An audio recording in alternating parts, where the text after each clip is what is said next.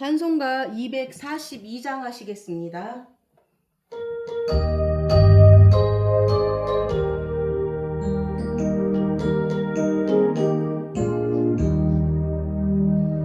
무지가 장미꽃같이 피는 것을 볼 때에 약속함에 노래 부르며 거룩한 길 다니리. 거기 거룩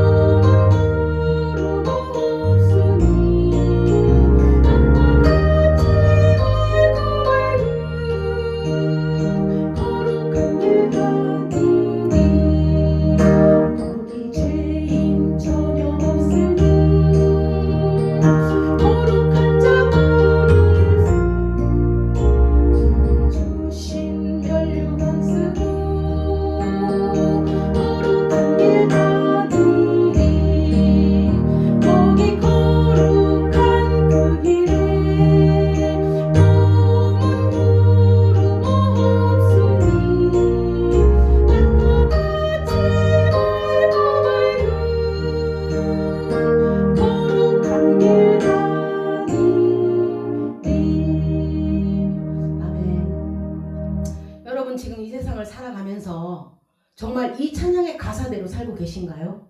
황무지가 장미꽃같이 피는 것을 보고 또 하나님의 아름다움과 그의 영광을 보고 마른 땅에 샘물이 터지고 사망에 물이 흐르는 것을 여러분 보시나요? 이 땅에서 그 천국을 우리가 누리면서 사는 겁니다. 낮과 같이 맑고 밝은 그 거룩한 길을 우리가 지금 다니고 있는 겁니다. 믿으시면 아멘입니다. 아멘. 네. 오늘은 아가서 4장 10절에서 12절입니다. 아가서 4장 10절에서 12절입니다. 내 누이 내 신부야 내 사랑이 어찌 그리 아름다운지 내 사랑은 포도주보다 진하고 내 기름의 향기는 각양 향품보다 향기롭구나. 내 신부야 내 입술에서는 꿀방울이 떨어지고 내 혀 밑에는 꿀과 젖이 있고 내 의복의 향기는 레바논의 향기 같구나. 내 누이 내 신부는 잠근 동산이요 덮은 우물이요 봉한 세미로구나. 아멘. 오늘 10절에서 12절까지인데 12절까지 할지는 모르겠어요. 일단 읽었습니다. 내 누이 내 신부야. 이게 영어로 말하면 마이, 그쵸? 영어를 아주 기초적으로 배우신 분들도 알 거예요. 마이인데 이거는 소유격입니다. 여러분, 당신의 소유를 다 팔았습니다. 자기의 소유를 남겨두고 일부를 팔아서 얻은 게 아니라 자기 소유를 전부 다 팔아서 새로 산 겁니다. 그게 바로 나의 소유입니다. 우리가 천국을 이야기할 때요. 우리가 그리스도를 만나서 그게 너무 귀해서 마치 우리의 소유를 전부 다 팔아서 그리스도라는 보화를 얻은 것 같지만 사실 어느 것이 더 먼저 선재한 것인가요? 어느 것이 더 먼저 되어졌는가요? 주님이 다 팔았고 그래서 우리를 소유했다는 겁니다. 피와 물을 다 쏟으시고 모든 것을 다 버리고 저희를 소유했기 때문에 항상 그 앞에 영어로 마이라는 얘기, 나의 신부, 나의 누이, 나의 귀한 자, 나의 아들, 내 딸아 이렇게 나의 것이라고 이야기할 수 있는 겁니다. 소유가 되었기 때문입니다. 여러분, 당신의 소유를 다 팔아서 소유한 겁니다. 그래서 나의 누이 또 나의 신부야. 지난 시간에 얘기했지만 그 남자와 여자라는 단어가 이런 겁니다. 남자 입장에서는 아직은 나와 하나가 되어지지 않은 별개의 존재인 여자라는 겁니다. 그래서 남자한테는 아직 나와 하나가 되어 있지 않은 나와 너와 나와 당신의 의미에서의 여자입니다. 그러면 항상 여자라는 것을 말하는 남자의 입장에서는 자기의 남자 노릇을 스스로 생각하는 겁니다. 지금은 네가 여자지만 남자가 여자를 부를 때는 남자가 부모를 떠나 여자와 연합하여 한 몸을 이룰 거라는 그런 언약을 당신 스스로에게 상기시키는 겁니다. 그러니까 예수님께서 신부라고 부를 때는 바로 너와 나는 신랑된 내가 연합하여 한 몸을 이룰 것이다 라는 언약을 스스로에게 상기시키는 겁니다. 여러분, 성경은 딱 읽어보면 다 명령형으로 쓰이고 또 우리에게는 거룩을 요구하는 것 같지만 사실 그 모든 게 언약이라는 겁니다. 형제를 사랑하라. 너무 쉬운가요? 그러면 조금 더 힘든 걸로 원수를 사랑하라 하는데 우리가 어떻게 원수를 사랑하는가요?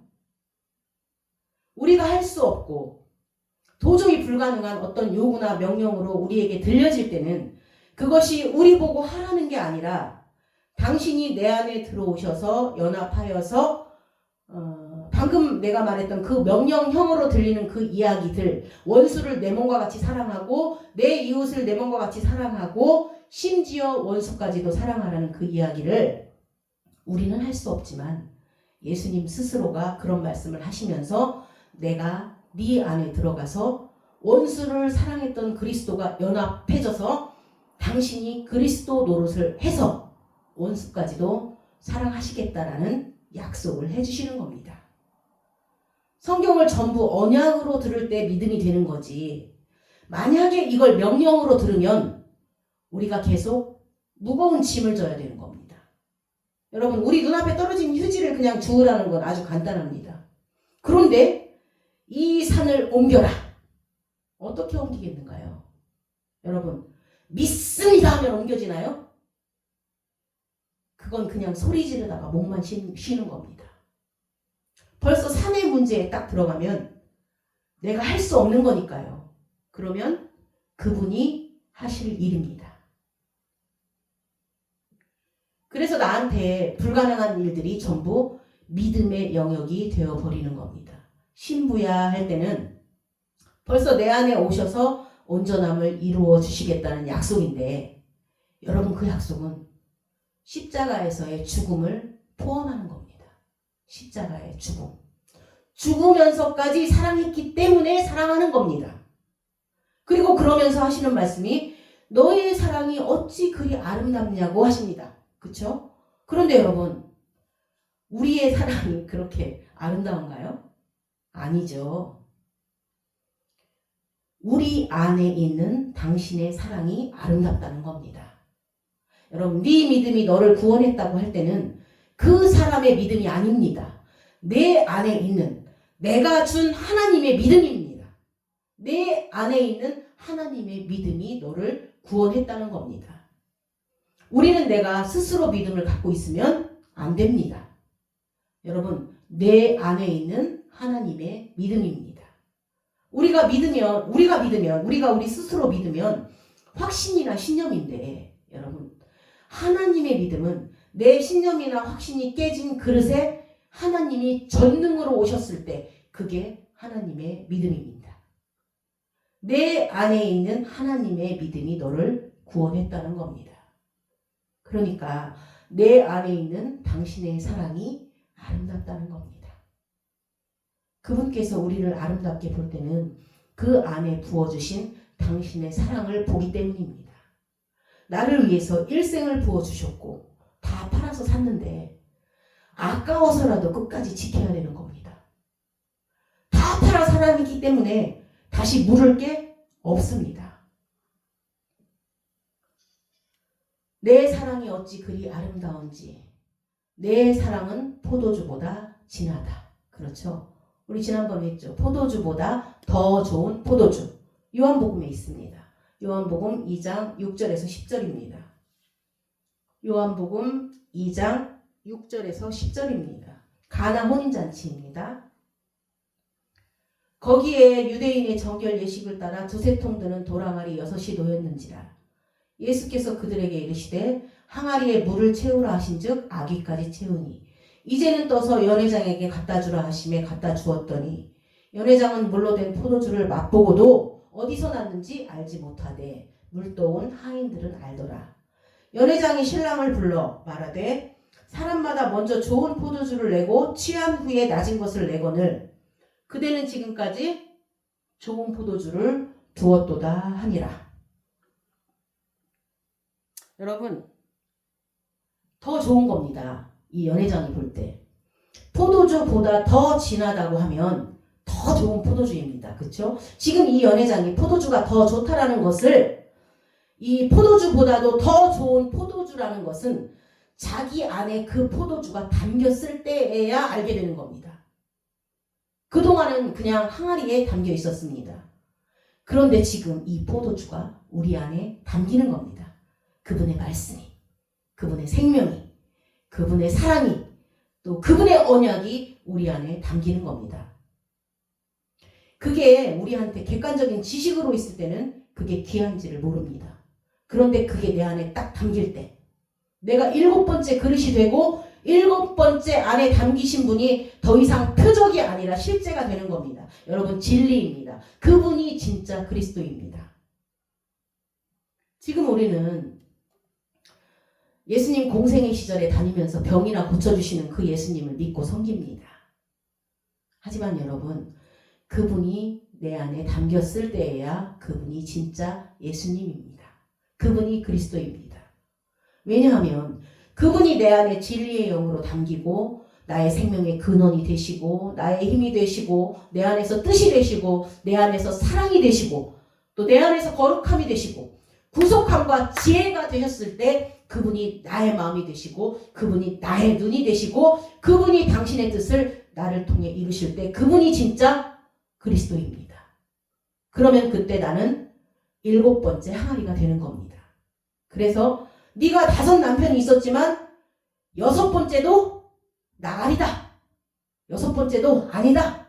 7번째라는 겁니다. 예수님께서 그 여인에게 남편 얘기를 왜 했냐면요.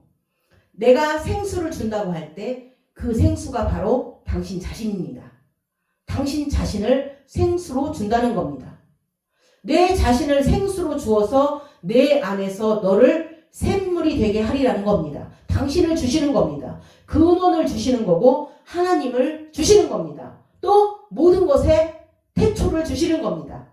그게 7번째 남편입니다. 그분과 연합하면 그때부터 실제가 되는 겁니다. 더 이상 육신으로 있던 예수님을 물론 그 육신으로 오신 예수님은 현현하신 겁니다. 나타나신 겁니다. 그러나 더 이상 현현하지 않습니다. 그래서 우리 눈 앞에서 둥둥 떠다니면서 보이거나 만지거나 하지 않습니다. 앞으로도 그럴 일은 없을 겁니다. 제가 예언할 수 있습니다. 앞으로도 눈앞에 보여지지도 만져지지도 않습니다. 그분은 우리 안에 오셔서 내 안에 오셔서 진리의 영으로 오셔서 실제하시는 분입니다. 그분은 실제하시는 겁니다. 더 이상 만져질 필요가 없습니다. 더 이상 육신을 입을 필요가 없습니다. 더 이상 무력으로 힘으로 나타날 필요가 없습니다. 그분은 그분의 본질로 돌아가신 겁니다. 그분이 오시는 거는 다시 본질로 오시는 겁니다. 우리에게 본질로 오시는 겁니다. 우리가 생각하는 흰 세마포 입고 구름 타고 천사들과 오는 그런 모습은 아직도 표적입니다. 그분은 그 표적에서 우리에게 7번째 남편으로 들어왔습니다. 실제로 들어왔습니다. 실제. 그분은 늘 진리로 오십니다. 그분은 빛으로 오시고 말씀으로 오시고 당신의 본질로 오시는 겁니다. 그래서 나와 연합하여 한 몸을 이룰 때 그것이 새하늘과 새 땅이 되는 겁니다. 우리에게서 그 땅을 만들어 내시는 겁니다. 우리가 죽으나 사나 하늘나라가 임했는데 죽어서 하늘나라 살아서 하늘나라입니다. 그쵸? 맞죠? 죽어서 하늘나라 살아서 하늘나라. 여기 있다 저기 있다고 그런 시공의 것이 아니라 우리 존재 안에 있습니다. 더 이상 그분은 현현할 필요가 없습니다. 엠마오 제자들과 함께 가다가 떡을 떼어주니까 예수인지 알아봤는데도 또 금방 보이지 않습니다. 그럼 보이지 않으면 그러면 없어졌는가요? 아닙니다. 이제부터는 보이지 아니해도 존재하시는 분으로 영원히 존재하시는 분으로 들어가는 겁니다. 나타남에서 존재함의 상태로 넘어가는 겁니다. 그리스도입니다.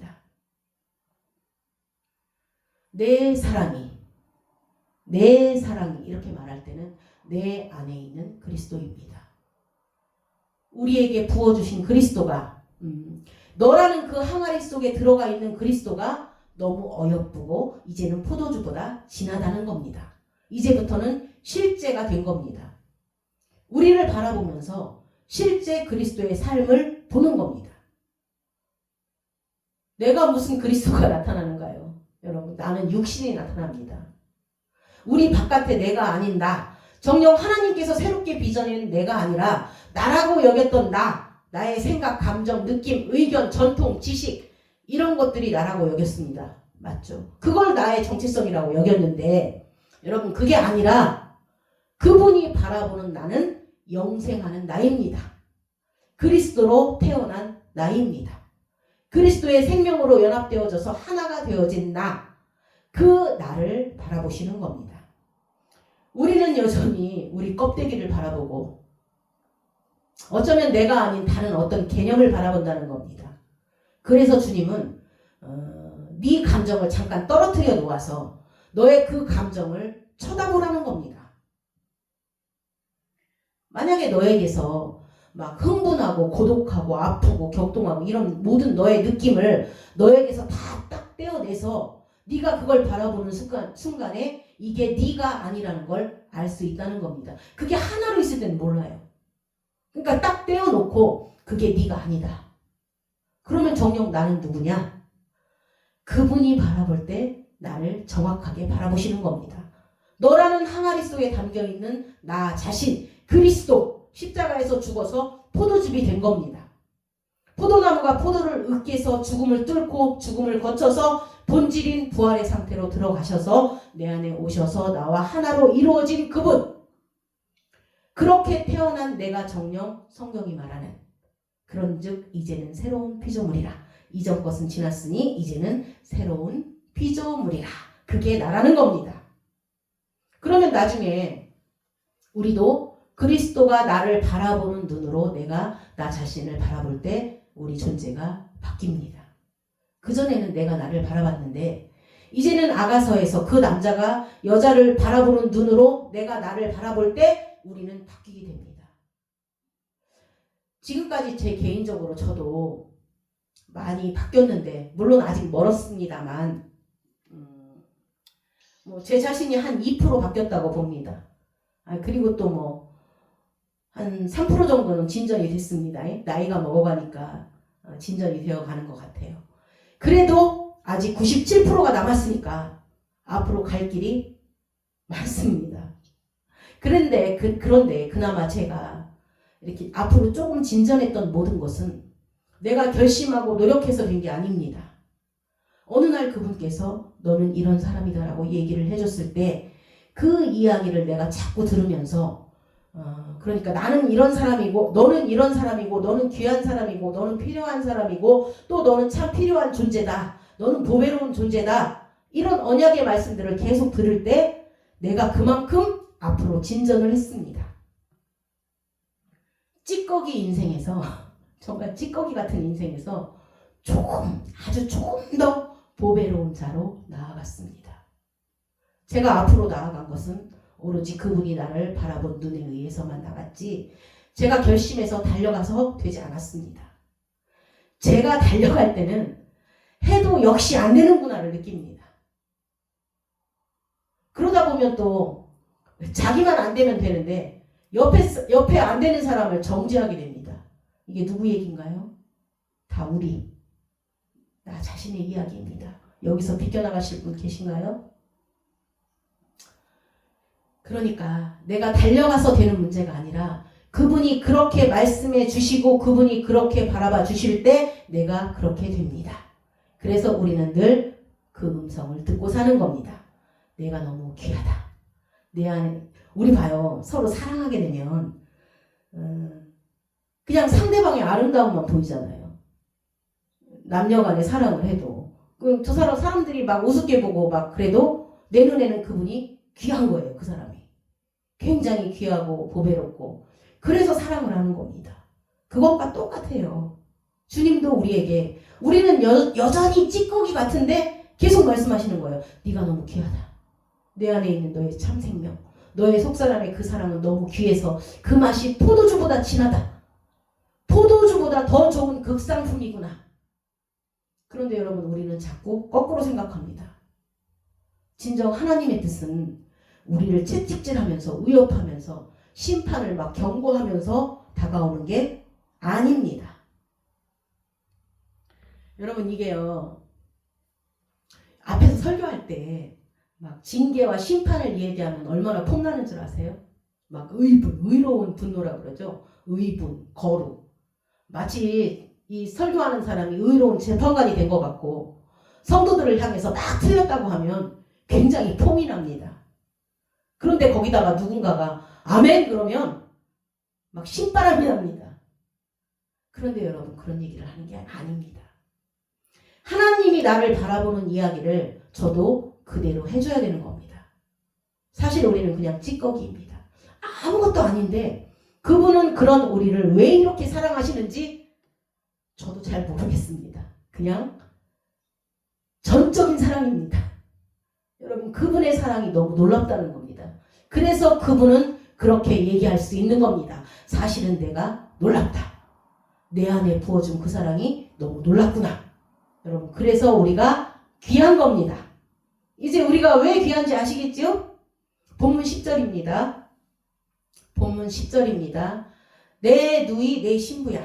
내 사랑이 어찌 그리 아름다운지 내 사랑은 포도주보다 진하고 그렇죠? 우리 여기까지 보았죠? 그 다음 내 기름의 향기는 각양 향품보다 향기롭구나.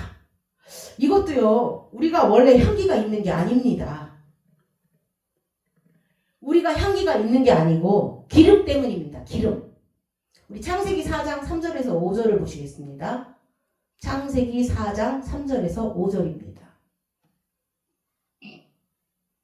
세월이 지난 후에 가인은 땅의 소산으로 제물을 삼아 여호와께 드렸고 아벨은 자기도 양의 첫 새끼와 그 기름으로 드렸더니 여호와께서 아벨과 그의 제물은 받으셨으나 가인과 그의 제물은 받지 아니하신지라. 가인이 몹시 분하여 안색이 변하니. 여러분, 성경에는 마치 무대 배경처럼 나오는 것들이 있습니다. 땅이 혼돈하고 공허하며 흑암이 깊음 위에 있고, 이게 마치 무슨 무대 배경 같은 겁니다. 여러분, 근데 그게 그렇지 않습니다. 한 글자 한 글자에 당신의 메시지와 비밀이 있는 겁니다. 그러니까 지금 여기도 그 세월이 지났다라는 7글자 안에 세월이 지난 후에, 여러분, 우리가 인생을 거의 많이 살아왔습니다. 자기가 반을 살았다고 생각하시는 분, 또 3분의 1을 살았다고 하시는 분, 아직 5분의 1도 안 살았다고 하시는 사람도 있겠지만, 아무튼 우리가 나름대로 반세월, 한 세월을 살았습니다. 그렇죠? 그런데 전에는 그 인생이 내가 무엇을 했다, 내가 무엇을 할 것이다, 이런 거였습니다. 그런데 우리가 은혜의 삶 안에 있다 보니까 나라는 자리에 하나님이 들어왔습니다. 그 오랜 세월 동안에 지금 생각해보니까 그때 하나님께서 이렇게 하셨구나. 또 지금 생각해보니까 그 일이 하나님께서 베풀어 주신 거구나. 또 지금 생각해보니까 하나님이 보호해 주신 거고 하나님이 인도하시고 있구나. 아, 지금 하나님께서 개입하고 계신 거구나. 그러니까 그 세월 동안에 보니까 그게 다 내가 주인공이 아니라 하나님으로 바뀝니다. 여러분, 하나님으로 바뀝니다. 언젠가는 하나님이 하신 일만 기억에 남게 되었습니다. 그러니까 세월이 딱 나오면 우리는 하나님으로 갑니다. 세월이 지났다고 하면 그 안에는 하나님이 하신 일만 있는 겁니다. 하나님이 무슨 일을 했기 때문에 그 결과로 이런 일들이 되는 겁니다. 어떤 사람이 인생이 굉장히 밝다면 그 사람이 밝아지기까지 주변에 그를 사랑하는 많은 사람의 베푸심이 있었기 때문에 그렇게 된 겁니다. 자기 개인의 노력이라기보다는 무슨 일이 되어진 겁니다. 또 만약에 그 사람이 어둡다고 하면 그 사람을 어둡게 한 일들이 그 사람에게 주어진 것들입니다. 그 결과로 어두워진 겁니다. 다 결과입니다. 그러니까 가인은 어떤 결과로 땅의 소산으로 주고 아벨은 어떤 결과로 이렇게 되는 겁니다. 하나님께서 무슨 일을 계속 하셨기 때문에 아벨은 결국에는 양의 첫 새끼가 기름이 나오는 겁니다. 그러면 양의 첫 새끼와 기름은 끊임없이 죽어나간 겁니다. 여러분, 죽어나가는 겁니다. 여러분, 사랑이 죽음과 동반하는 사랑은 그리스도의 사랑밖에 없습니다. 그 세월 동안 그리스도의 사랑으로 끊임없이 우리에게 부어진 겁니다. 부어지고 또 부어진 겁니다. 우리는 아닌 줄 알았는데, 그렇죠. 그때는 나는 아닙니다. 그때는 아무도 나를 사랑하지 않았고, 그때는 하나님이 나를 떠나 있었고, 그런 줄 알았는데 나중에 보니까 그 또한 하나님이 사랑하신 겁니다. 하나님은 그때도 부어주신 겁니다. 지금 하나님이 나타나서 나는 너를 사랑한다라는 이야기를 하고 있는데 그때는 하나도 안 들리고 캄캄한데 혼자서 고립되어 있는 것 같고 혼자서 외롭고 아프고 고통스럽고 애통하고 심령이 상했었는데 지금 생각해보니까 여러분, 요셉이 구덩이에 있을 때와 감옥에 있을 때도 하나님은 요셉을 한 번도 떠나지 아니하시고 요셉에 대한 사랑을 중단하지 않았습니다. 마찬가지로 하나님이 우리가 그런 지경에 있었을 때도 한 번도 우리에 대한 사랑을 중단하지 않았던 겁니다. 하나님의 사랑을 세월 동안 부어준 결과로, 특히 아들을 주신 결과가 아들이 나오는 겁니다. 아들을 못 받으면 땅의 소산을 줄 수밖에 없습니다. 아들의 생명을 받았기 때문에 아들이 나옵니다. 우리가 진리이신 그리스도를 날마다 생명의 양식으로 소유하게 되고 얻게 될 때 우리의 인생의 끝자락에 재물이 무엇이 될 것이냐? 여러분, 내가 받은 것이 나타날 겁니다. 받은 사랑을 나타낼 겁니다. 그래서 그분은 사랑하라고 얘기할 수 있는 겁니다. 왜요? 당신을 주실 거니까요. 그래서 내 사랑, 내 안에 담겨있는 그리스도가 포도주보다 진하고 그 기름은 그렇죠. 죽음으로써. 그런데 물론 이 기름과 창세기 기름은 다릅니다. 창세기의 기름은 거의 죽어서 제물에 올려지는 기름이고 지금 저거 아가서에 나오는 기름은 바르는 기름입니다. 그러나 바르는 기름조차도 여러분 동물의 죽음이 포함되어 있는 겁니다. 관유, 그쵸? 관유라고 그래요. 보통 번역이 관유라고 번역이 되는데 그 기름도 공통적으로는 기름하면 일단 양의 죽음, 동물의 죽음, 곧 그리스도를 예표하는 겁니다. 깨어져서 나오는 게 기름입니다. 그래서 죽음입니다. 주님의 사랑은 늘 자기의 죽음을 동반하는 사랑입니다. 내 죄가 사해졌다라고 말하는 것은 자기 십자가의 죽음, 그 사랑을 이야기하는 겁니다. 여러분, 죽기까지 사랑했는데 이 세상에 무엇이 끊겠는가요? 그쵸? 우리 요한복음 21장 17절을 보시겠습니다. 요한복음 21장 17절입니다. 세 번째 이르시되 요한의 아들 시몬아 내가 나를 사랑하느냐 하시니 주께서 세 번째 내가 나를 사랑하느냐 하심으로 베드로가 근심하여 이르되 주님 모든 것을 아시오매 내가 주님을 사랑하는 줄을 주님께서 아시나이다. 예수께서 이르시되 내 양을 먹이라. 여기 마치 무슨 양을 먹이는 일이 우리의 사랑을 전제로 하는 것처럼 들리기는 합니다. 그렇죠? 그런데 지금 이 자리가 어떤 자리인가요? 예수님께서 베드로에게 사랑을 부어주셨습니다. 부어주고 도망가는 자리, 배반하는 자리까지 부어주셨습니다. 그 자리까지 찾아왔습니다. 그러니까 예수님 입장에서는 사랑을 온전히 부어준 겁니다. 사랑이 최극점까지 찼습니다. 이제는 할 말을 합니다. 이제는 주님이 할 말을 하는 거예요. 무슨 말을 할 수 있나요? 그 사랑이면 양을 먹일 수 있다는 겁니다.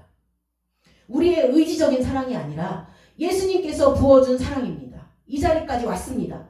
도망가는 데까지 찾아와서 부어주고 끝까지 부어주고 변치 아니하고 부어주고 계속 채워주고 그리고 우리는 주를 버렸어도 그분은 우리를 버리지 아니하시고 우리는 그를 떠났어도 그분은 나를 떠나지 아니하시고 계속 찾아오셔서 부어준 그 사랑의 최극점에서는 이런 이야기를 할 수 있는 겁니다.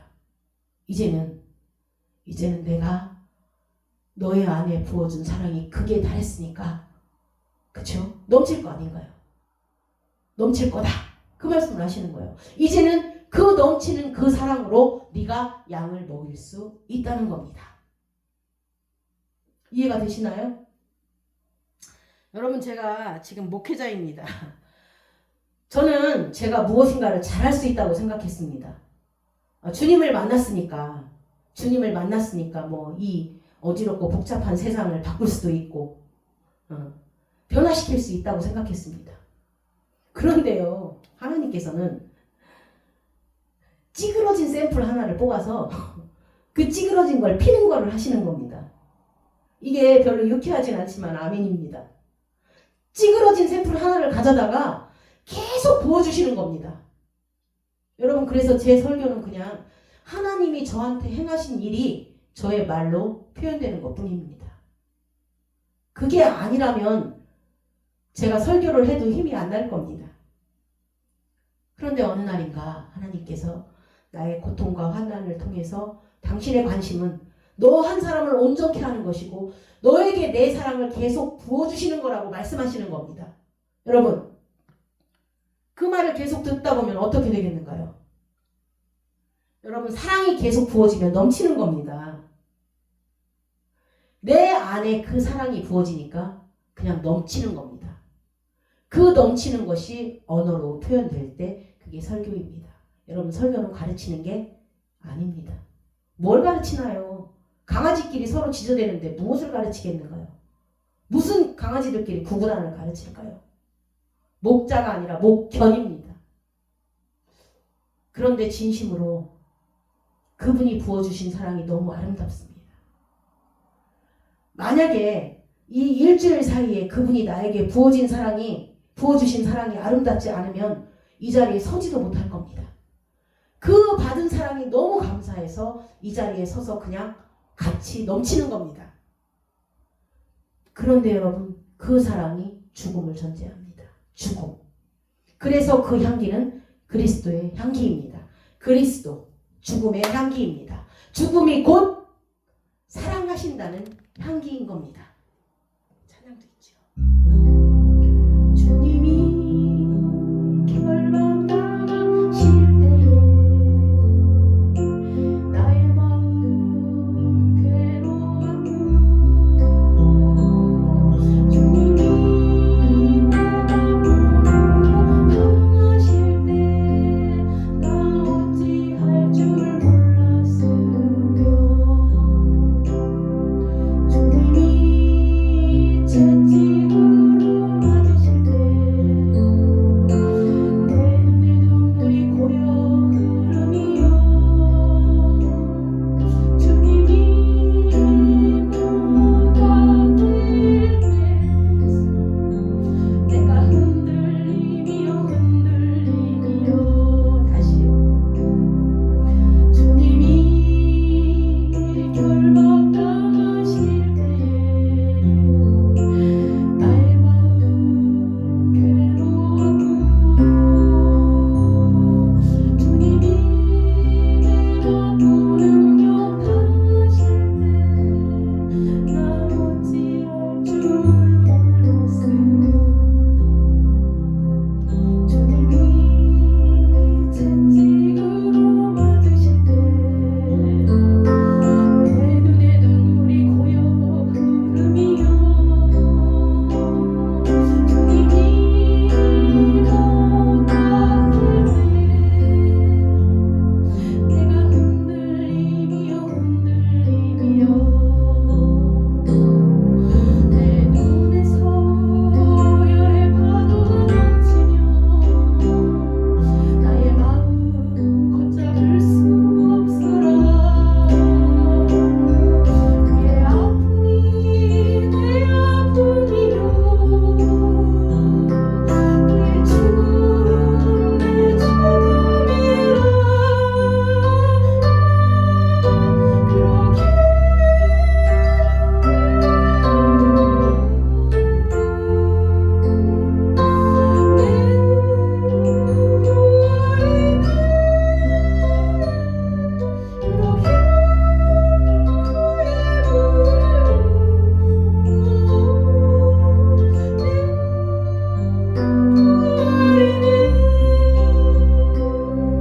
주님이 결박당하실 때에 나의 마음 괴로웠고 주님이 내 맘 부르며 당하실 때나 어찌할 줄 몰랐으며 주님이 채찍으로 맞으실 때 내 눈에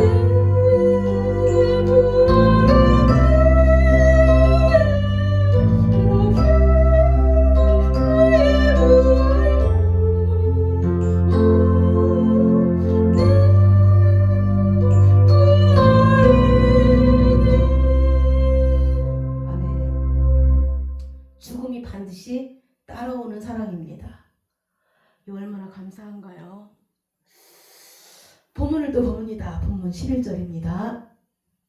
본문 11절입니다. 내 신부야. 영어로 마이죠. 나의, 그렇죠. 다 팔았기 때문에, 부어졌기 때문에 나의 거라고 얘기하는 거라고 했습니다. 마이, 내 신부야.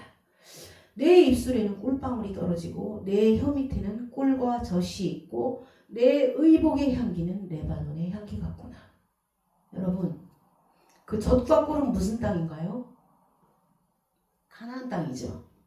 그분이 말하는 젖과 꿀이 흐르는 땅은 우리 마음을 얘기하는 겁니다. 마음의 땅. 우리 안을 젖과 꿀이 흐르는 땅으로 만들어 주시는 겁니다. 내가 내게 지시하는 땅, 어떤 땅으로 말하는 거예요? 그거는 현재 너의 그 1차적인 육신의 삶에서, 육신적인 존재에서 내가 너를 인도해서 너를 내가 뜻한 땅으로 만들어 나가겠다는 겁니다. 그 지시한 땅을 아브라함 안에서 만들어 놓은 겁니다. 전에 우리 아브라함 설교 들었죠? 거기 다 있어요. 성경은 전부 그런 이야기들입니다. 우리 안에서 만들어 놓는다는 이야기입니다. 그러면 그 젖과 꿀이 언제 혀 밑에 젖어 있고 언제 꿀방울이 떨어지는가요? 어렵게 생각하지 마세요. 당연한 거예요. 당연히 그냥 차고 넘치면 그렇게 되는 겁니다. 그러면 이거는 또 언약, 약속하시는 겁니다. 그러니까 너의 혀 밑에 젖과 꿀이 흐르고는, 그렇죠? 내 입술에서 꿀방울이 떨어질 정도로, 그렇죠? 젖과 꿀, 주의 말씀이 달고 오묘하고 어찌나 단지, 그렇죠? 꿀보다 단 주의 말씀을 우리 영혼에게 부어 주시겠다는 겁니다. 여러분, 그 과부가 아들하고 빈 그릇을 빌려옵니다. 그 다음에 가지고 있던 그 기름을 빈 그릇에 담는데 기름이 안 떨어집니다. 그런데 언제 기름이 떨어졌나요? 그릇이 떨어졌을 때입니다. 그러니까 하나님께서 언약 안에서 우리에게 진리를 부어주시고 말씀을 부어주시고 생명의 양식을 먹고 마시게 부어주시겠다는 약속은 절대로 중단되지 않습니다. 그건 그릇이 중단될 때 중단됩니다. 우리가 중단될 때입니다. 그러니까 우리의 배고픔과 우리의 목마름과 우리의 가난한 마음이 중단될 때, 우리가 교만해질 때, 우리가 스스로 만족하고 할 때, 그때 중단되는 겁니다. 그러나 끊임없이 부어주십니다. 그래서 입술을 보면서도 당신이 나에게 행할 일을 스스로에게 상기하는 거고, 그 혀 밑을 말하면서도 당신 스스로 나에게 할 일을 상기하는 겁니다. 그러면서 그 다음에 뭐라고 그래요? 내 의복의 향기는 레바논의 향기 같다고 하죠. 그쵸? 의복. 또 볼까요? 마태복음 6장 28절에서 33절입니다. 마태복음 6장 28절에서 33절입니다. 또 너희가 어찌 의복을 위하여 염려하느냐? 들의 백합화가 어떻게 자라는가 생각하여 보라. 수고도 아니하고 길쌈도 아니하느니라. 그러나 내가 너희에게 말하노니 솔로몬의 모든 영광으로도 입은 것이 이 꽃 하나만 같지 못하였느니라. 오늘 있다가 내일 아궁이에 던져지는 들풀도 하나님이 이렇게 입히시거늘 하물며 너희일까 보냐. 믿음이 작은 자들아. 이게 제가 붙인 이름인데 들풀 언약입니다. 들풀 언약. 들풀 언약. 그러니까 백합화를 보면서도 너희가 백합화보다 귀하다. 그런데도 백합화도 영광으로 입혔다는 겁니다. 솔로몬의 영광보다도 더한 영광을 입혔습니다. 그러니 우리도 입혀주겠다는 약속입니다. 백합화를 보면 하나님께서 의복을 입혀주시겠다는 겁니다. 그런데 그 의복이 무엇이 될 때가 영광인가요? 또 그리스도입니다. 그러니까 그 의복이 그리스도가 될 때, 참된 의복이 될 때 영광입니다. 그러니까 너희가 어찌 의복을 위하여 염려하느냐 하는데, 그 의복은 무엇인가요? 이방인들은 실제로 내가 무엇을 입느냐 무엇을 먹느냐를 생각하지만 하나님께서는 우리가 먹고 마시고 있는 모든 게 다 그리스도라는 겁니다. 우리가 먹고 마시고 입는 모든 게 그리스도입니다. 그래서 그분은 먹는 것으로 나타나고 마시는 것으로 나타나고 입는 것으로 나타납니다. 그리고 또 집으로 표현합니다. 성전. 그래서 우리의 의식주가 모두 해결됩니다. 여러분, 의식주가 해결됩니다. 먹고 마시고 입고 거하고 하는 모든 것이 그리스도입니다. 그 안에서 우리의 의식주가 다 해결이 되는 겁니다. 이방인들이 먹고 마시는 것들을 염려하지 우리는 그리스도를 구하라는 겁니다. 너무 쉽죠? 그리스도를 구하라는 겁니다. 31절 더 그 뒤를 볼까요? 그러므로 염려하여 이르기를 무엇을 먹을까 무엇을 마실까 무엇을 입을까 하지 말라. 이는 다 이방인들이 구하는 것이라. 그러니까 내가 무엇을 먹느냐 마시냐를 구하면 이방인이고 무엇을 먹느냐 마시느냐가 그리스도가 될 때 우리는 언약의 자손들입니다. 맞죠? 너희 하늘 아버지께서 이 모든 것이 너희에게 있어야 할 줄을 아시느니라. 그런즉 너희는 먼저 그의 나라와 그의 의를 구하라. 그리하면 이 모든 것을 너희에게 더하시리라. 그거 있죠? 먼저 그 의를 구하라. 그 나라와 그 의를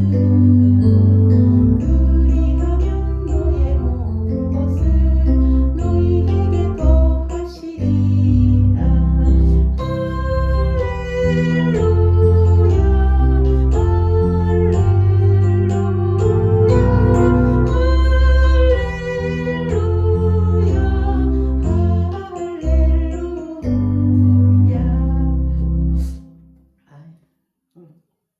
그리스도를 구하라는 겁니다. 찬양에도 다 있는데 몰랐어요. 입으로만 나물나물 찬양하지. 그게 무슨 뜻인지도 모르고 해요.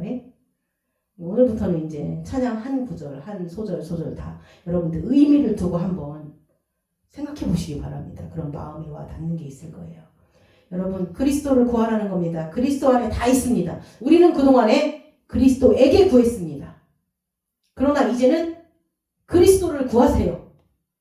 지난번에도 말씀드렸지만 사형식에서 삼형식으로 넘어와야 됩니다. 그리스도에게 무엇을 구하지 말고 직접 목적, 간접 목적을 구하지 말고 목적이 하나가 되어서 그리스도 안에서 그리스도를 구하라는 겁니다. 아우톤, 그를 구하는 자에게입니다.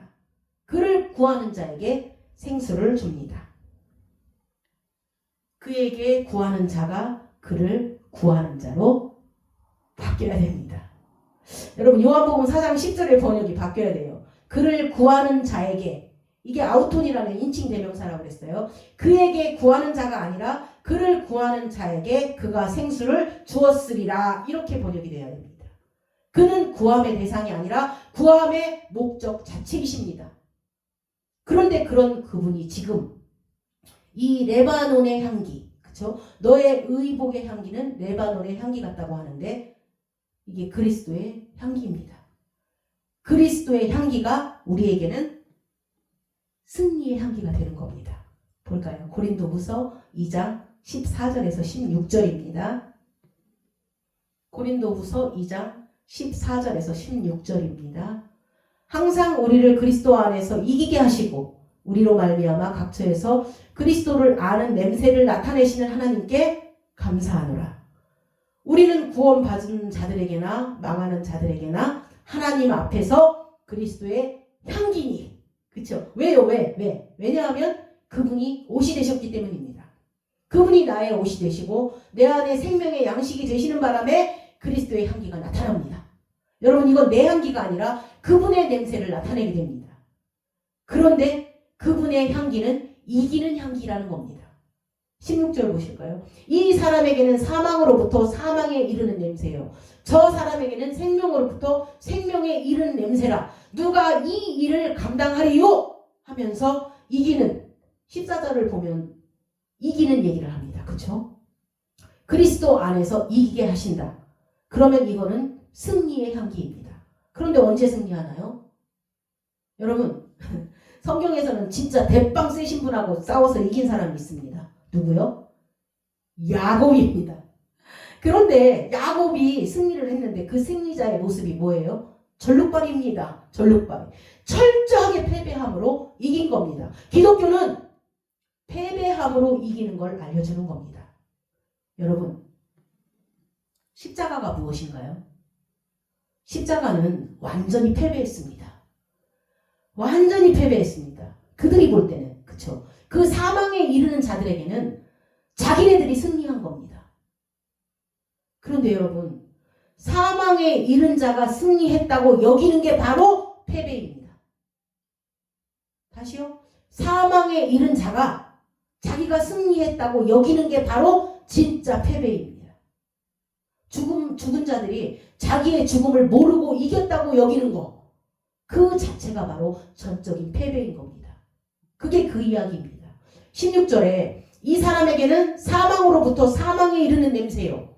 저 사람에게는 생명으로부터 생명에 이르는 냄새라. 우리가 볼 때는 패배한 것 같지만 저거는 승리라는 겁니다. 십자가가 예수님이 그들에게는 처절히 농락당한 것 같지만 십자가가 정세와 권세와 모든 것을 정복한 곳이 되는 겁니다. 패배하는 게 승리하는 겁니다. 패배하면서 승리했던 그리스도의 십자가의 그 사건이 우리에게는 향기가 되는 겁니다. 그래서 우리가 언제 향기로운가요? 아니 뭐 바득바득 막 싸워서 이길 때 향기로운가요? 그건 고약한 겁니다, 여러분. 어디 가서 좀 제발 싸워서 이기려고 하지 마세요. 고약한 냄새가 나요. 본인만 모르지 바득바득 싸워서 이긴 그 냄새는 고약합니다. 져주세요. 여러분, 함께하면 이깁니다. 함께하면 이깁니다. 그냥 네가 맞다. 그쵸? 사실은 속으로 할 말이 많은데도 그래, 네 말이 맞다. 그러면 그게 이기는 겁니다. 이 비밀이에요. 가장 큰 비밀이에요. 그게 잘 안 되시죠? 근데 함께하면 이깁니다. 그분이 함께하면 이깁니다. 그분이 함께하면 네가 맞다.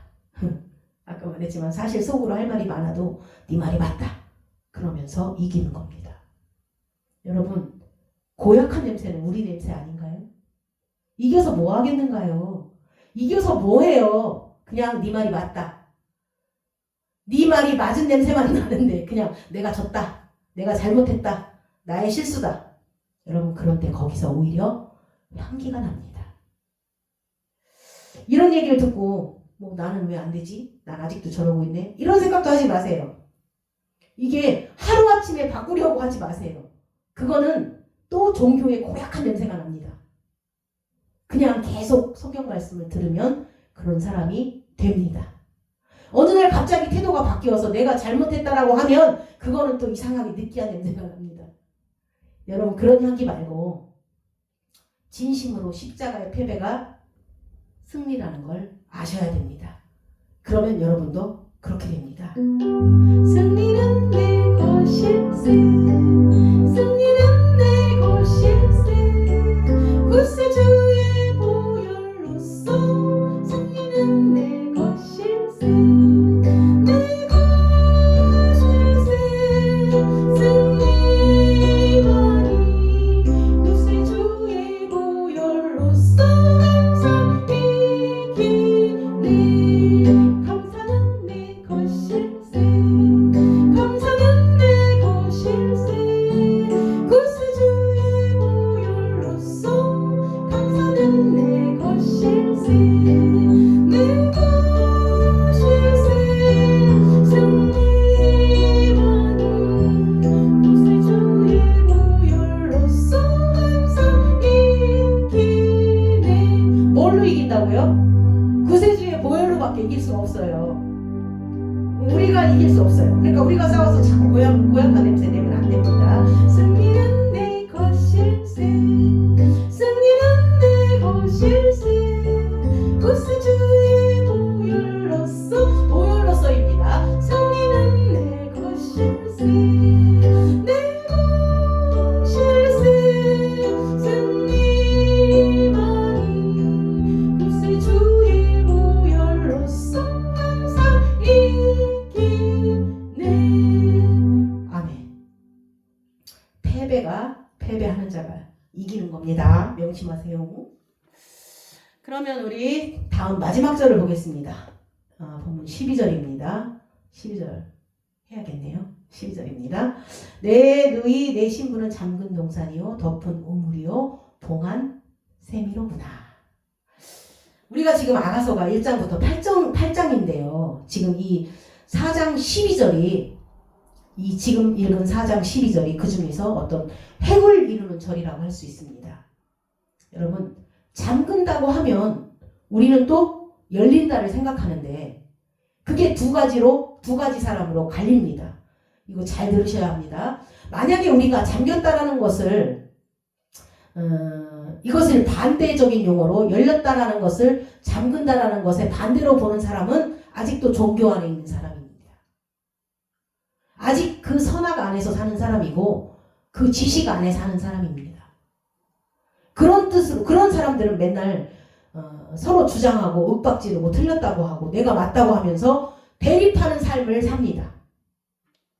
그런데 잠겼다라는 것을 무엇을 부르냐면 이 잠근 자리는 곧 열림이 있을 것이다. 그러니까 여러분 이 잠김 안에서 열림을 봐야 합니다.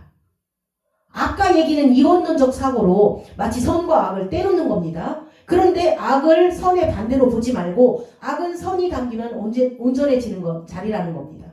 그래서 악은 반드시 선이 와야 될 곳이고 선이 오는 자리라는 언약과 믿음 안에서 살아야 합니다. 그러니까 그걸 하나로 보는 건데 이게 성경적인 얘기입니다. 그러면 여러분 우리가 성경을 보는 관점이 처음부터 끝까지 완전히 달라집니다.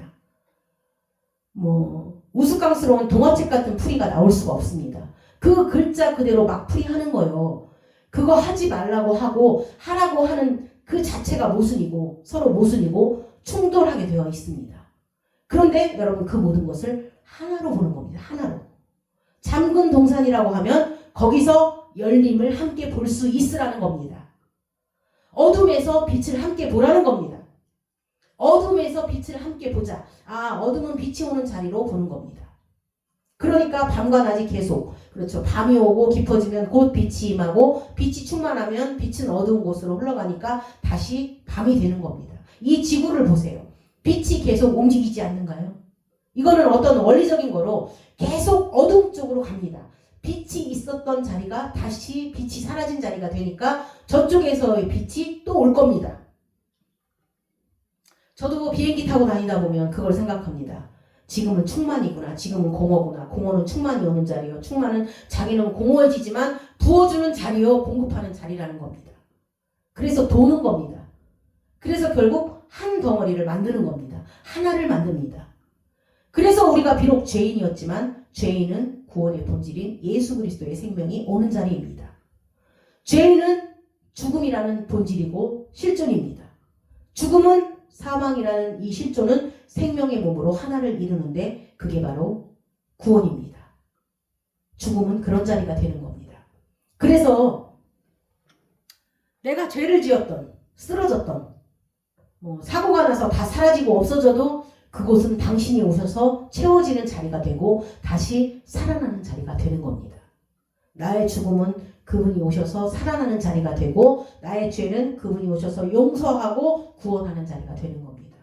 어두움은 빛이 와서 다시 온전해지는 것입니다. 그러니까 잠근 동산을 얘기할 때는 잠금 안에서 항상 열림을 함께 보는 겁니다. 우리의 포커스는 잠금이나 열림이 아니라 여러분 동산으로 넘어가야 되는 겁니다. 바로 이 동산이 잠금과 열림이 계속 반복되어서 생명 노릇을 할 겁니다. 여러분 병원에서 그 삐 소리가 아니라 계속 오르락 내리락 할 거 아닌가요? 그래서 우리는 동산이 무엇이냐로 가야 되는 겁니다. 잠겼냐 열렸냐 이게 중요한 게 아닙니다. 하나입니다. 하나. 그러면 우리는 그 동산이 무엇이냐 볼까요? 요한복음 19장 40절에서 42절입니다. 요한복음 19장 40절에서 42절입니다.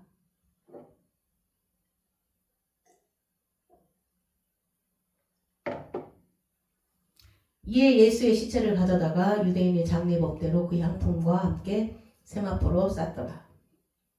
예수께서 십자가에 못 박히신 곳에 동산이 있고 동산 안에 아직 사람을 장사한 일이 없는 새 무덤이 있는지라. 벌써 동산이 나오죠.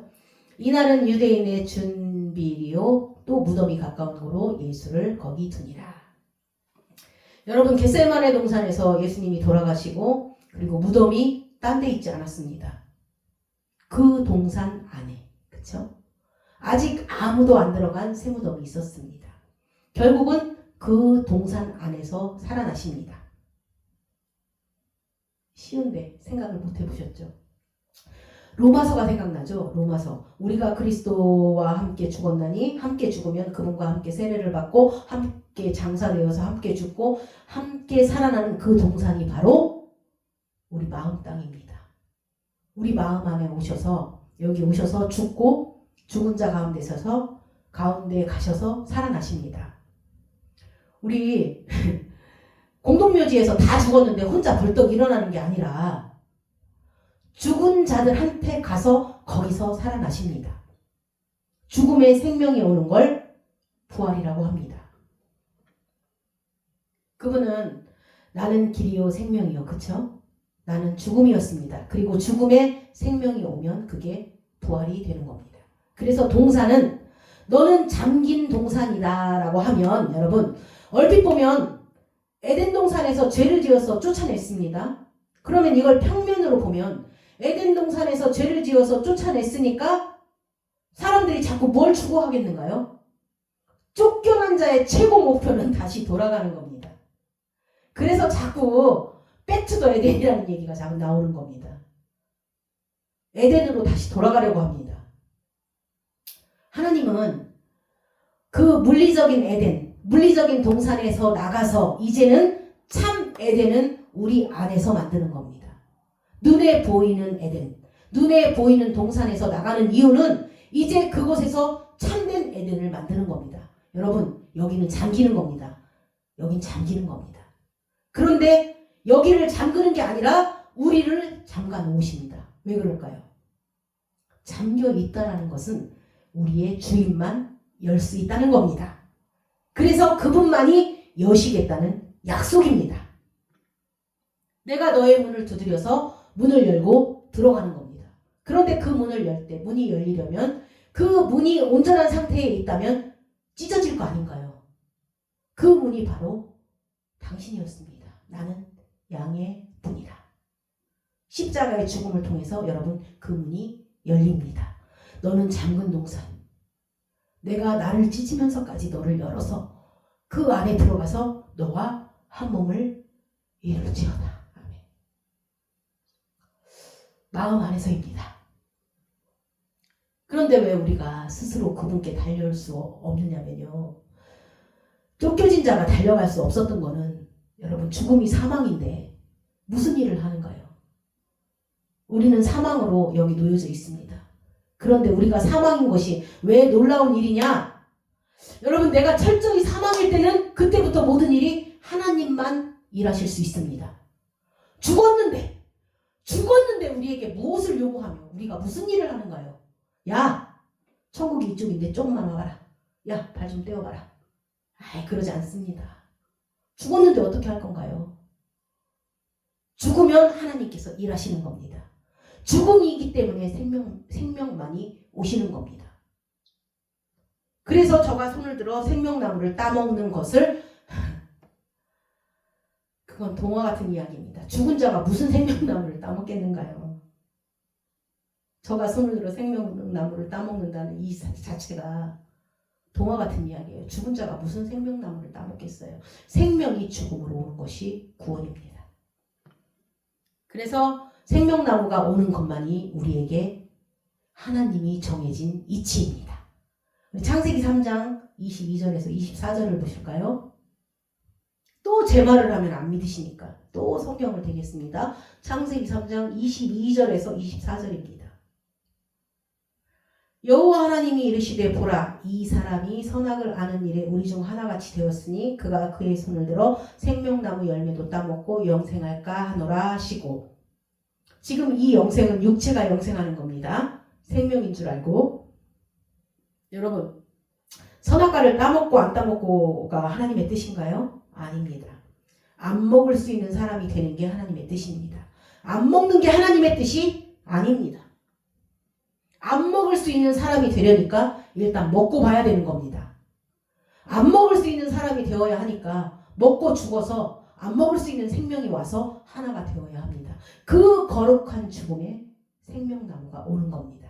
생명나무 23절입니다. 여호와 하나님이 에덴 동산에서 그를 내보내어 그의 근원이 된 땅을 갈게 하시니라.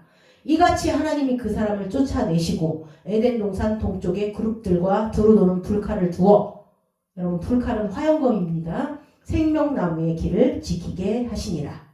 아멘.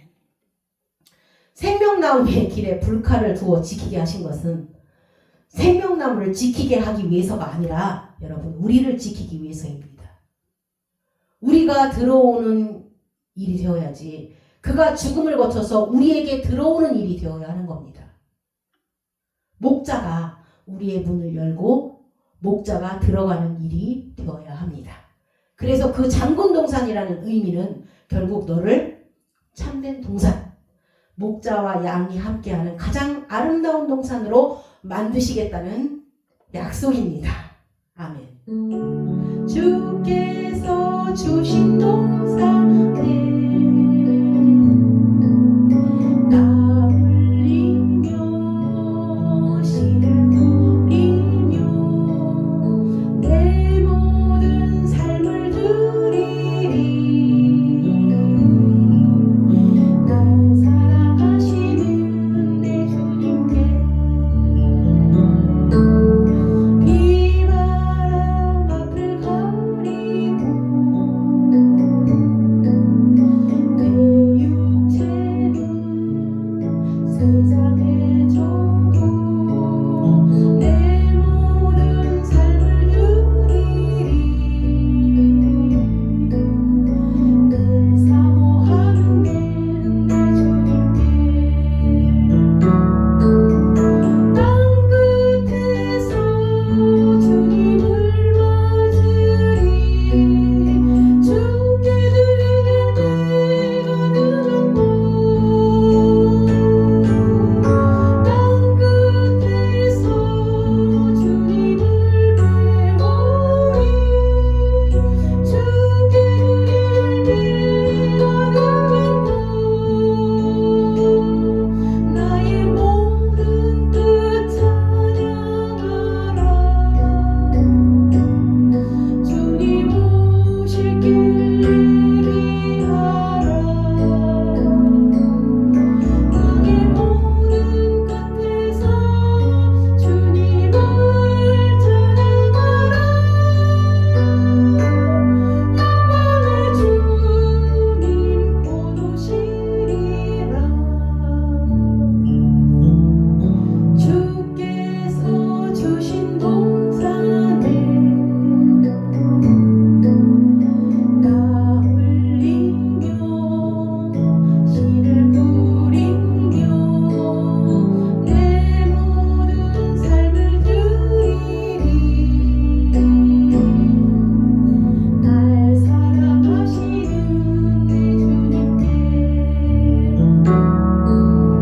비바람 앞을 가리고 내 육체는 세상에 져가 내 모든 삶을 드리리. 내 사모하는 내 주님께 땅 끝에서 주님을 맞으리. 주께 드릴 내 가득한 꿈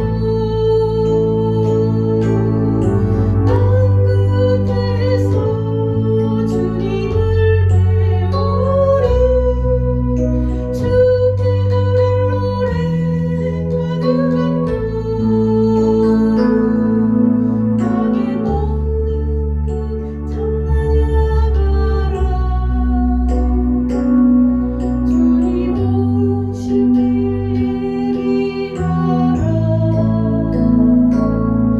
나의 모든 끝에서 주님을 찬양하라. 영광의 주님 곧 오시리라. 아멘. 우리 다시 본문을 보시면 덮은 우물, 봉한 샘, 그쵸? 이것도 우물이 덮였고 샘이 봉해진 겁니다. 그러면 이건 앞으로 이 샘이 터질 거고 열릴 거라는 겁니다. 이제 그 우물이 넘칠 거라는 겁니다. 그쵸? 요한복음 4장 14절을 보시겠습니다. 또 말씀으로 확인을 해야죠. 요한복음 4장 14절입니다. 예수께서 그 사마리아에 있는 그 수가성 여인에게 하시는 말씀입니다. 내가 주는 물을 마시는 자는 영원히 목마르지 아니하리니 내가 주는 물은 그 속에서 영생하도록 솟아나는 샘물이 되리라. 여기서 생수는 예수님 자기 자신입니다. 그리고 샘은 여인입니다. 샘은 아직 생수가 들어오기 전에는 아무것도 아닙니다. 그때 근원이신 생수가 샘 안에 딱 들어오면 그때부터 샘물이 됩니다. 그러니까 샘물은 그리스도와 내가 합쳐진 겁니다. 나는 샘이고 주님은 생수. 샘과 생수가 합쳐져서 샘물이 되는 겁니다. 여러분 그냥 내가 샘물이라고 생각하셨죠? 그분이 와서 생수이신 그분이 와서 연합이 되어져야 샘물이 되는 겁니다. 우리는 그냥 구덩이입니다. 그런데 그 구덩이에 생수가 들어오니까 생수를 주니까 그것이 점점 중단되지 않고 계속 영생하도록 솟아나는 겁니다. 이제는 샘 안에 물이 들어오니까 물샘이 되는 겁니다. 물샘이. 샘물.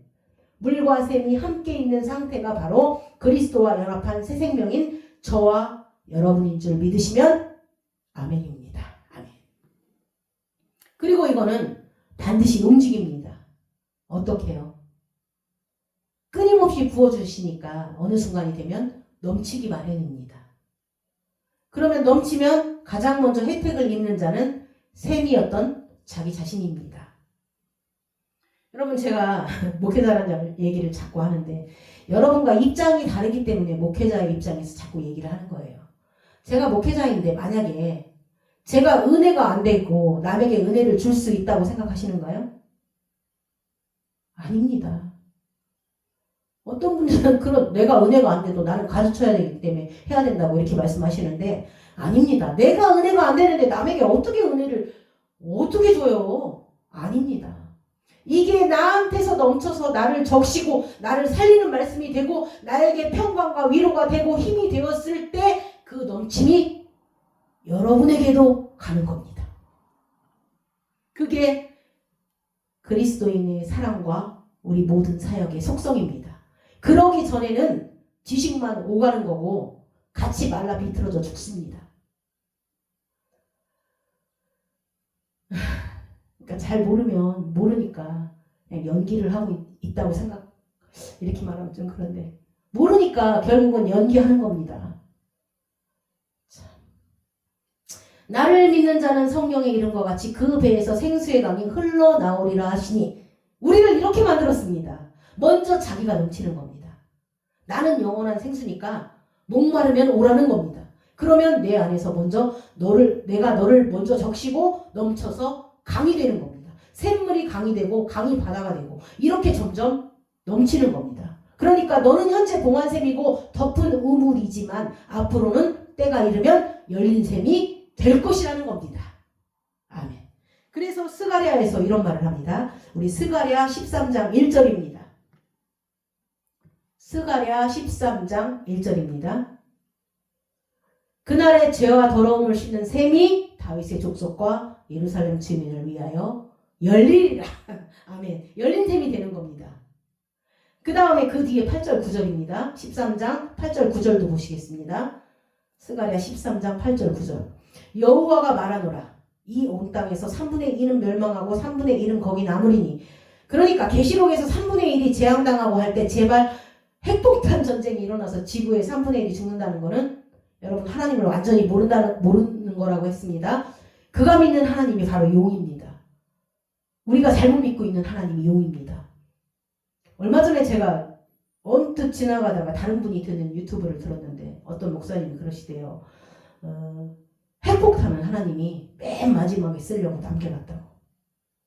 맨 마지막에 그 폭탄을 쓸 거라고. 그런데 그런 하나님이 무서워서 어떻게 믿어요? 그리고 우리가 잘못 알고 있는 그게 바로 그 하나님이 바로 용입니다. 계시록에서는 우리가 잘못 알고 있는 예수님, 잘못 알고 있는 그리스도가 용이고 짐승입니다.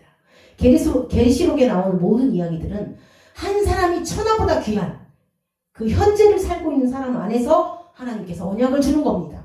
3분의 1씩 딱딱 끊습니다. 애굽에서 세상의 생활이 3분의 1, 그 다음 광야를 지나고 3분의 1이 그리고 3분의 2가 계속 멸망하고 지나갔다는 겁니다. 그래서 나머지 3분의 1에 딱 들어온 데가 바로 가나안입니다. 그리고 그때부터 연단이 있습니다. 우리가 말하는 젖과 꿀이 흐르는 그 땅에서 바로 연단이 일어나는 겁니다. 그래서 그 젖이 그 꿀이 바로 내 안에서 생명의 말씀이 되어질 때까지 연단입니다.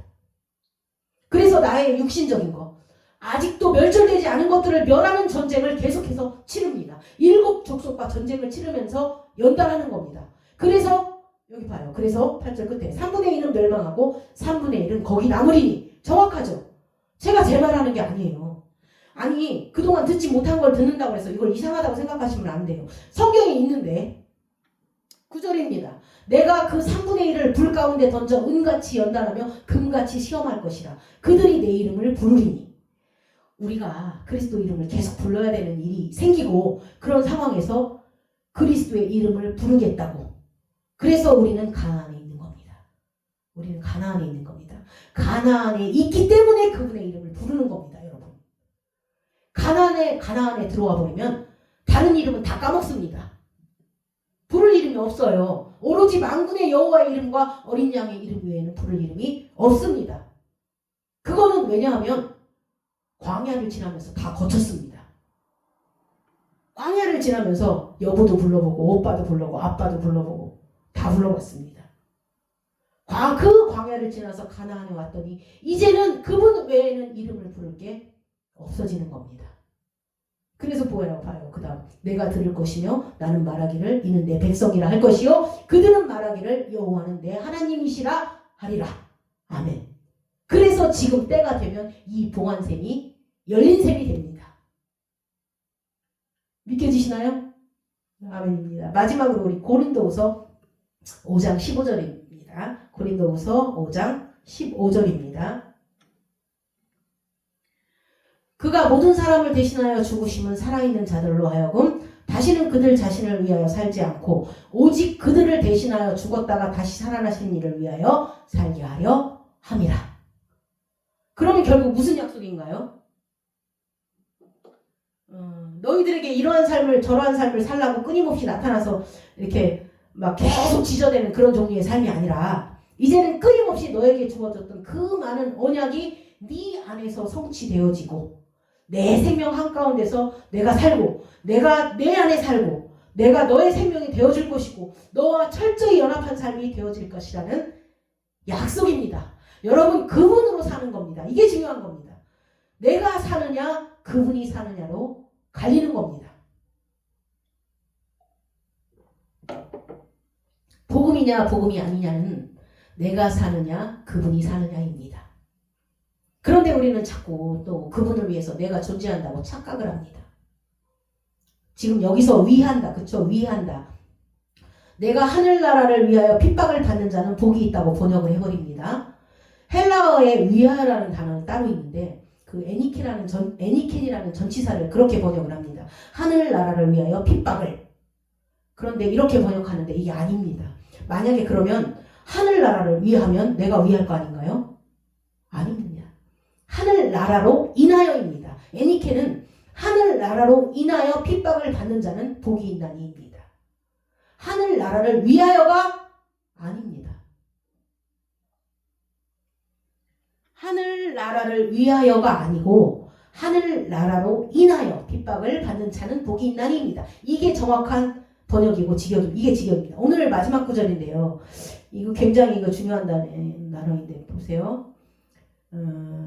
성경에서 내가 하나님을 위하는가요? 하나님이 우리를 위하는가요? 물론 하나님이 우리를 위하십니다. 하나님이 우리를 너무 쉬운 질문인데 다시 물어볼까요? 성경에서 내가 하나님을 위하는가요? 하나님이 우리를 위하는가요? 네, 하나님이 우리를 위하십니다. 모르시는 분은 뭐요? 아직도 마찬가지입니다. 우리 생각에는 그분이 나를 위해서 죽었으니까 나는 이제 그분을 위해서 살 자로 갈 거 아닌가요? 우리는 그런 생각으로 온통 충만합니다. 그러니까 위하는 건 좋지만 그 위하는 주체가 자꾸 내가 되는 겁니다. 그래서 여기서 번역을 위한다라는 단어를 대신이라고 의역을 해버렸습니다. 그가 모든 사람을 대신하여 죽으심은 맞죠? 그 다음에 위하여라고 번역된 이 단어는 또 너무 재미있습니다. 요거는 자신을 위하여라고 번역했지만 그 단어는 죄기대명사입니다. 현재 고린도후서 5장 15절에 있는 그 단어를 정확하게 직역하면 자신을 위하여가 아니라 자신 스스로, 그게 맞습니다. 그러면 제가 다시 직역을 해보겠습니다.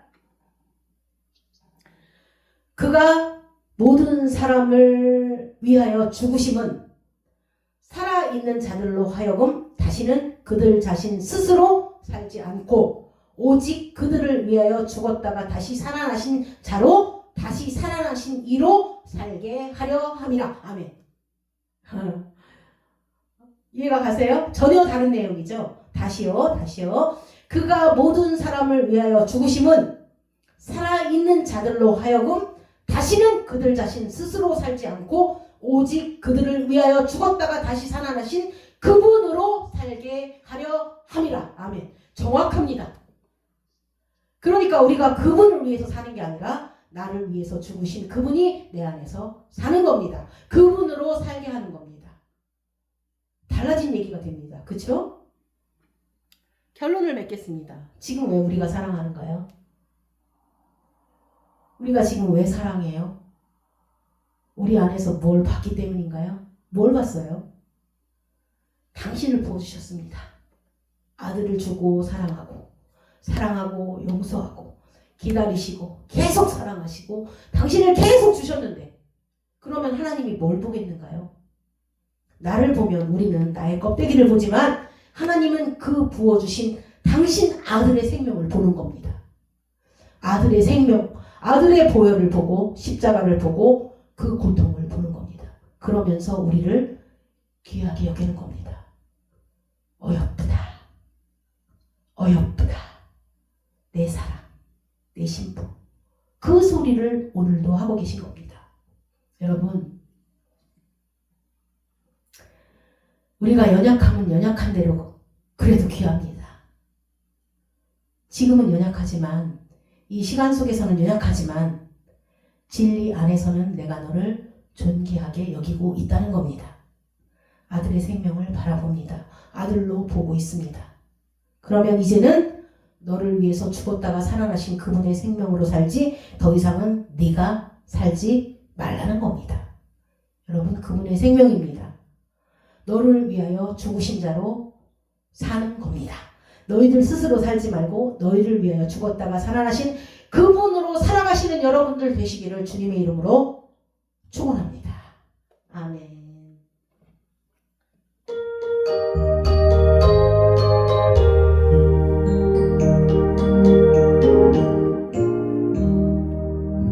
황무지가 장미꽃같이 피는 것을 볼 때에 무소감에 노래 부르며 거룩한 길 다니니 거기 거룩한 그 길에 검은 무릎 없으니 나만 거룩한 길 다니니 하나님의 아름다운 것 그의 영광 볼 때에 모든 괴로움 잊어버리고